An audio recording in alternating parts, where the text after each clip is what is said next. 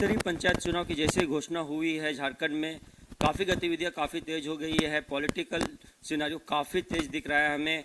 हम बात कर रहे हैं जिला परिषद भाग 2 की, जो कि काफ़ी टफ कंपटीशन माना जा रहा है। यहाँ पे कड़ाके की कंपटीशन होने वाली है। आइए हमारे साथ जिला परिषद भाग 2 से जो उम्मीदवार है वो जुड़ चुके हैं, राजदेव यादव जी, जो कि काफ़ी एक्टिव है। आइए स्वागत करते हैं। सर्वप्रथम क्या कहना चाहेंगे आप सर? जिला परिषद भाग 2 से ही क्यों मुखिया संघ अध्यक्ष रह चुके हैं, उसके बाद में जिला परिषद? सबसे पहले तो मैं त्रिस्तरीय पंचायत चुनाव में आप लोग पंचायत चुनाव में जो अपना दायित्व का निर्वहन कर रहे हैं, इसके लिए मैं आप लोगों को हृदय से धन्यवाद देता हूं। और जहां तक आपका प्रश्न है कि आप मुखिया संघ अध्यक्ष थे तो फिर आप जिला परिषद पार्ट 2 में क्यों आए हैं तो मैं आपको बता दूं कि मैं जहां से मुखिया था वहां महिला के लिए रिजर्व हो गया है और अब मैं चुनाव नहीं लड़ सकता हूं वहां मुखिया का। और चूंकि मैं समाज सेवा और राजनीति से सक्रिय रूप से पिछले 30 साल से जुड़ा हूं और निस्वार्थ भाव से लोगों को सेवा करता रहा हूं, लोगों को ये कहना हुआ कि अगर आप मुखिया का चुनाव नहीं लड़ सकते हैं तो चौपारण पार्ट 2 जिला परिषद का जनरल सीट है, आप चुनाव लड़िए और हम लोग आपको समर्थन करेंगे। इस प्रत्याशी का हमसे मुकाबला करने की लोग बात कर रहे हैं, आप चैनल या मीडिया के माध्यम से जो बात आ रही है उसमें ये बात आ रही है तो आप प्रत्याशी से जब आप लोग के जैसा इंटरव्यू लेने वाला लोग पूछता है कि बताइए आपका क्षेत्र में क्या समस्या है, उसका समाधान कैसे करिएगा, तो प्रत्याशी बोलता है कि मेरे यहाँ कोई समस्या नहीं है। और जब समस्या नहीं तो समाधान करने की क्या हो सकता है?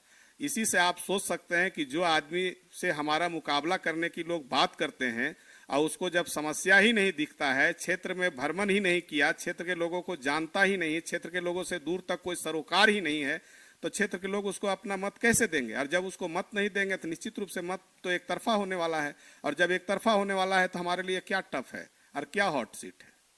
तो आपके हिसाब से क्या क्या प्रॉब्लम्स है बचे हुए? मेरे हिसाब से तो बहुत सारा प्रॉब्लम है। मैं बता चौपारण का कुछ इस तरह से नाम उछल रहा है, जैसे मैं आपको बता दूं कि यहाँ चौपारण में शराब तस्करी जोरों पर है।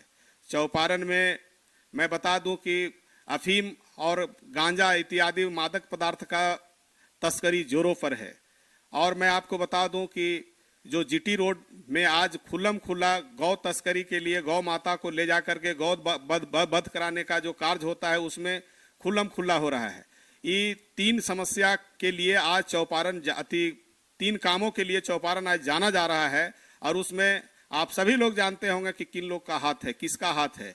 तो आज 2 साल से जो लोग ये चौपारण की बदनामी इन कामों के चलते कर रहे हैं, सबसे मेरा पहला संकल्प होगा कि मैं जिला परिषद सदस्य के रूप में जब निर्वाचित होऊंगा तो चौपारण के दामन में जो ये दाग लग रहा है, मैं ये दाग धोने का काम करूंगा और इसके खिलाफ मैं जी-तोड़ प्रयास करूंगा और संघर्ष करूंगा कि इस तरह की बदनामी हमारे चौपारण प्रखंड, हमारी मातृभूमि को कभी नहीं कलंकित करने वाला लगे। अच्छा, जैसे आपने कहा कि शराब तस्करी, गौ तस्करी, किसका हाथ है सभी को मालूम है। आपके मुंह से जानना चाहिए किसका हाथ? आप हमारे मुंह से आप क्यों जानना चाह रहे हैं? आप खुद समझ रहे हैं और यहाँ के क्षेत्र की यहाँ के आम जनता समझ रही है। अब हमारा मुंह से इतना गंदा आदमी का नाम लिवाइएगा, ये हमको अच्छा नहीं लगता है। अच्छा, इसके अलावा मनोज कुमार यादव, इस वर्ड को आप किस तरह से डिस्क्राइब करेंगे आपके जिंदगी में? मनोज कुमार यादव हमारे राजनीतिक गुरु हैं और हमारे बड़े भाई हैं और उनसे आज मेरा लगभग 85 से रिश्ता है और हम समझते हैं जब तक जिंदगी मेरा है तब तक उनसे मेरा रिश्ता रहेगा। और वो हमारे बड़े भाई हैं, राजनीतिक गुरु हैं, हमारे गार्जियन हैं, यही आप समझिए। इसके अलावा अगर जनता ने आपको चूज किया तो ऐसे कौन सी समस्याएं, मूलभूत समस्याएं हैं जिसमें आप सबसे ज्यादा जोर देंगे कार्य करने की? सबसे पहले तो मैं बता दूं कि चौपारण अंचल में, चौपारण प्रखंड में और थाना में यहाँ के स्थानीय जनप्रतिनिधि के प्रतिनिधियों के 60 गांठ से काफी घोर घूसखोरी और भ्रष्टाचार व्याप्त है।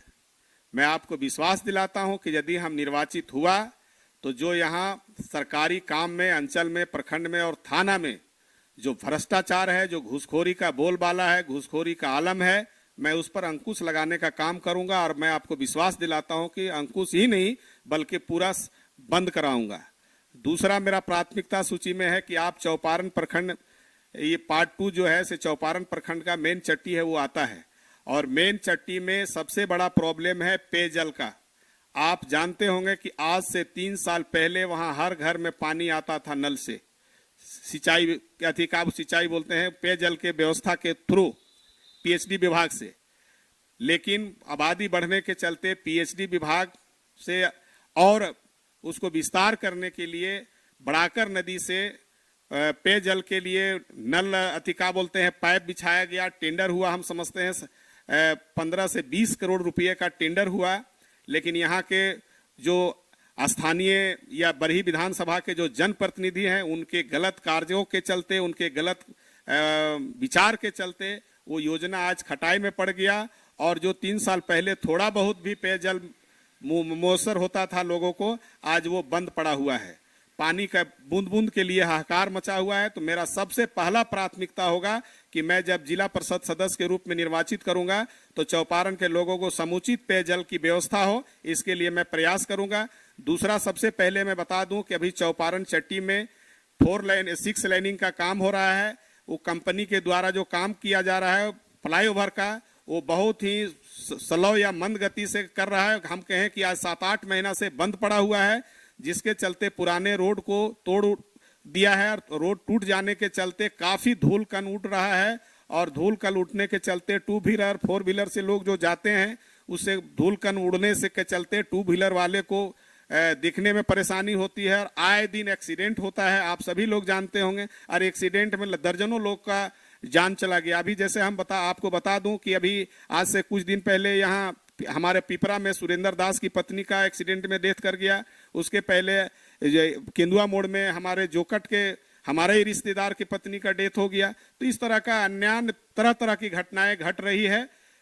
वो कंपनी के लापरवाही के चलते मैं जब निर्वाचित होऊंगा तब पहला मेरा प्राथमिकता सूची में होगा कि जो कंपनी का लापरवाही है उस पर अंकुश लगे, या तो कंपनी नियमित रूप से जो सिस्टम है, विधि है, उसके अनुकूल काम करे, या तो कंपनी यहां से छोड़ के भागे। इसके लिए मैं आंदोलन करूंगा। फाइनली 9 पंचायत की जनता को क्या कहना चाहेंगे आप? 9 पंचायत की जनता को अभी जो मैं घूम रहा हूँ 9 पंचायत में, तो जो हमको जिस तरह से लोग आशीर्वाद दे रहे हैं, इसके लिए मैं 9 पंचायत की जनता का हृदय से धन्यवाद देता हूं, कोटि कोटि नमन चरण वंदन करता हूं। और 9 पंचायत की जनता से आग्रह करता हूं कि आने वाला 14 तारीख का जो मतदान है, उसमें भारी से भारी मतों से हमको अपना मत दे करके मुझको विजय बनाए। मैं तमाम लोगों को, जो हमको वोट देंगे और जो हमको वोट नहीं भी देंगे, तमाम लोगों को मैं ये विश्वास दिलाता हूं कि वो जो लोग हमारे प्रति विश्वास करेंगे, मैं उनका विश्वास कभी टूटने नहीं दूंगा। धन्यवाद। ज़्यादा जिनसे कुछ बातें, कैसा लगा इंटरव्यू, आप कमेंट सेक्शन में हमें जरूर बताइएगा। इनका मूलभूत जो है, इनका समस्या जो चौपारण में जो चल रहा है, भ्रष्टाचार, पेयजल की समस्या, और साथ ही साथ 6 लाइन में जो काम काफ़ी स्लो चल रहा है, इन पे ये सबसे ज़्यादा फोकस करेंगे। वीडियो जर्नलिस्ट मिथुन कुमार के साथ अरविंद सॉ न्यूज़।